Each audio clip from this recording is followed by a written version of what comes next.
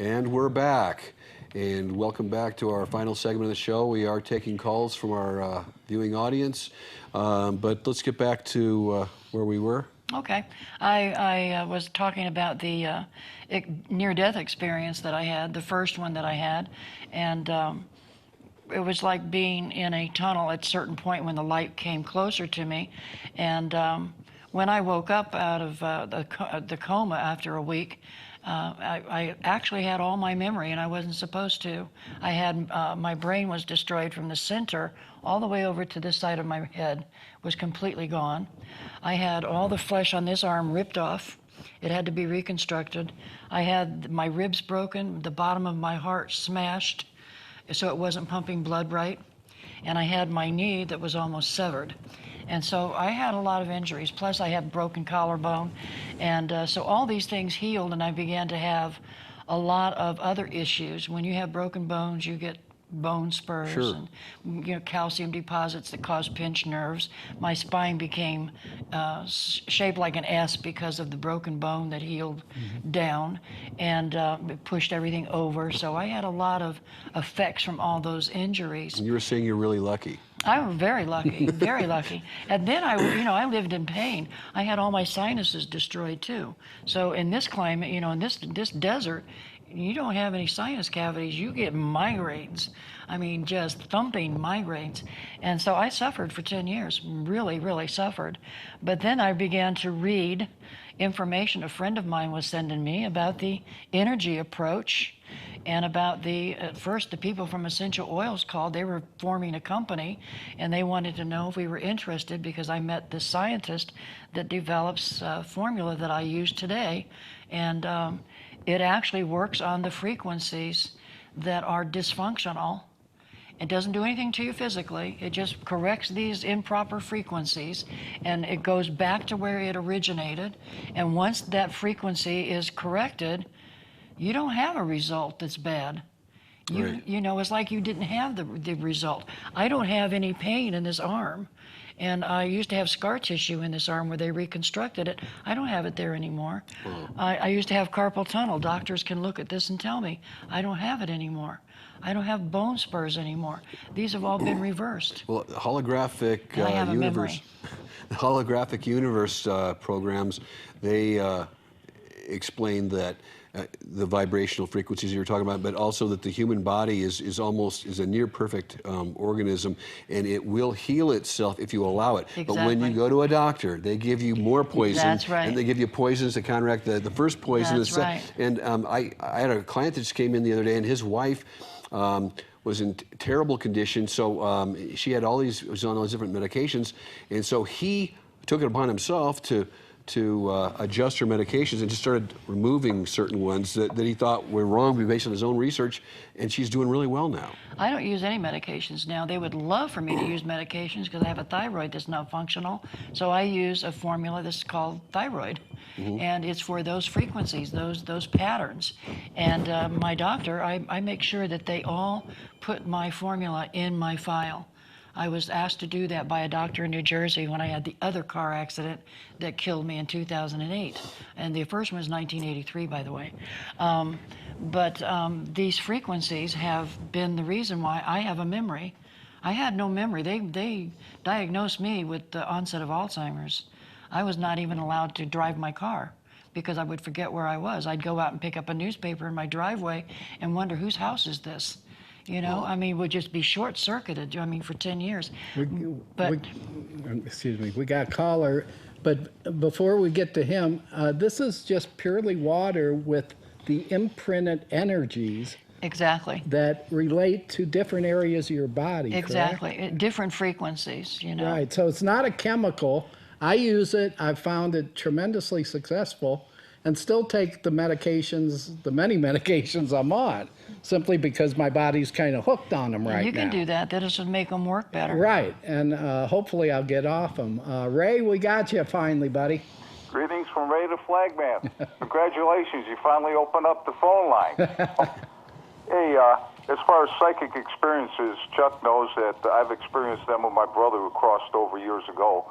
Some of the experiences were phenomenal because I would request something from him from the other side, like a song on the radio. And I would turn the car radio on, and it'd be just dead silence, and that song would appear. It's the specific song that I ordered. So there's something to this. And when he was alive, we could communicate. Psychically, we could think like each other. So it's with me, I know that psychic experiences are definite, that you can actually have them. And a couple other things you talked about.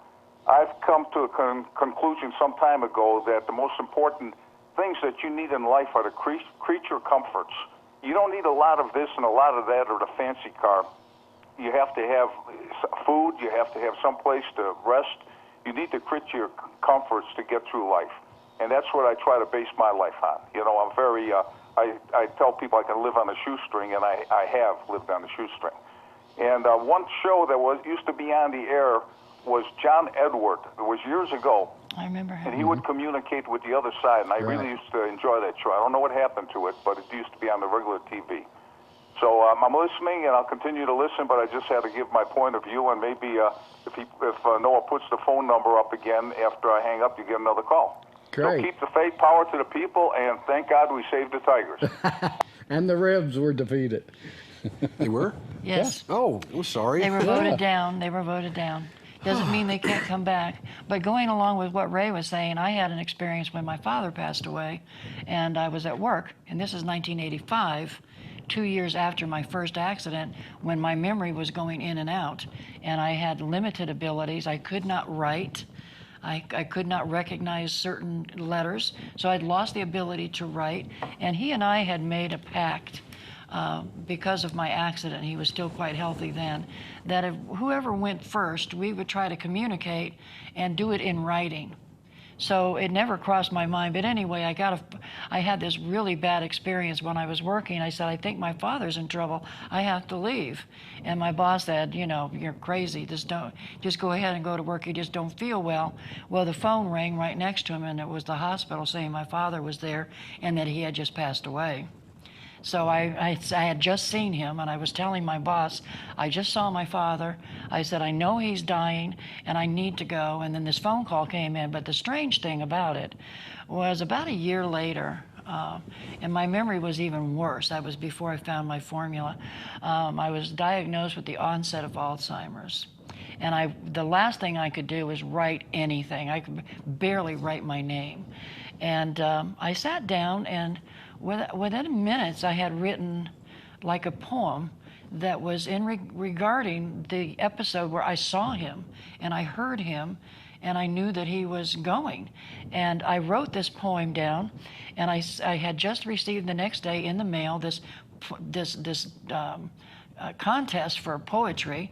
And I thought, wow, I've never gotten one of these before. So I sent it in the envelope, and back I get a book. And they put this poem in the book. They published it. And I should have brought, I made me 4 coffee mugs. I had a choice of how I could have this poem sent to me. And I said, put it on a coffee mug, 4 coffee mugs, and I'll give it to each one of my siblings. And I still don't know that poem. I still cannot tell you what that poem is.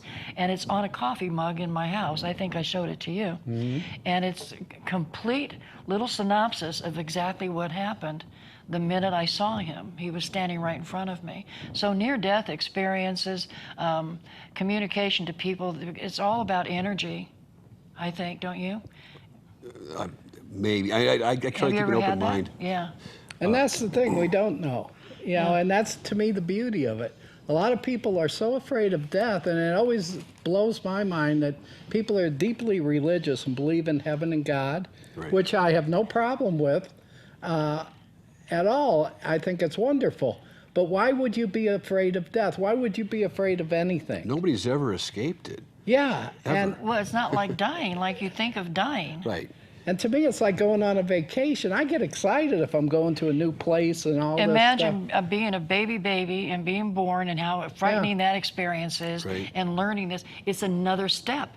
It's just as scary as being that little baby born as it is being born into a new way of living. to me. That's what I've experienced. I've had 2 near-death experiences, and one of them scared the bejeebies out of me. You know, I thought, whoa, I don't want to be like this anymore. I'm going to change.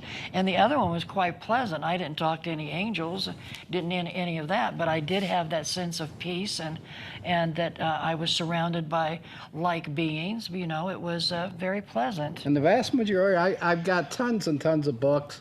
Here's a movie I just looked at called The Afterlife. Ray, I'll give it to you. It's about, you know, all the people that have had near-death experiences, and the overwhelming majority don't want to come back.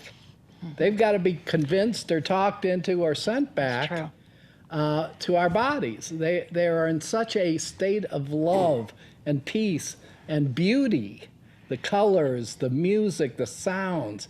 They say it can't even be described. Well, it is what it is. Yeah. It is what it is. Exactly. And to me, it's incredibly hopeful. Like I say, we shouldn't be afraid of anything, not the norm, not of being called abnormal. I mean, that's a wonderful thing. Technology is going to bring a lot of this to the forefront. This generation is the lucky generation, because I think by the time they're our age, that these kids are going to have such knowledge. But the problem is the repression that's in the works right now from the New World Order. But they're learning. These kids are learning now. I understand, but everything that's progressing on the good side, the bad side is adapting and trying to cut it off. But the fear of what they're going to do, and to me, that's one of the great things about the Trump, Bernie Sanders phenomena. Anything can be stopped. It's people really that are voting against the status quo. Absolutely, and the thing is that, and that's what the establishment doesn't realize. Well, maybe they're realizing it now, and they're scared to death because what it's going to do is this going to put them, if Trump or Sanders, either one, was elected president, that would so throw off their game plan. It would put them back 30 to 40 years from what they're. 100.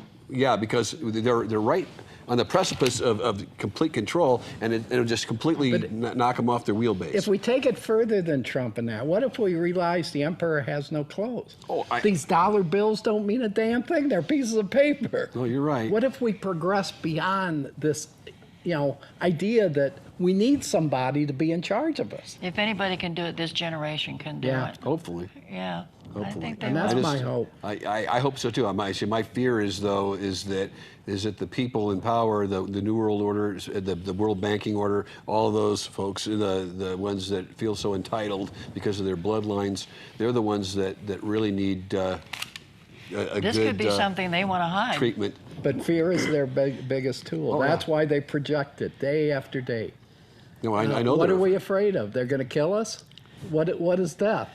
Hey, give it to me, baby. And they fear losing control. Okay, that's it for tonight, and we'll see you 3 weeks, and hopefully at that time I'll be on time.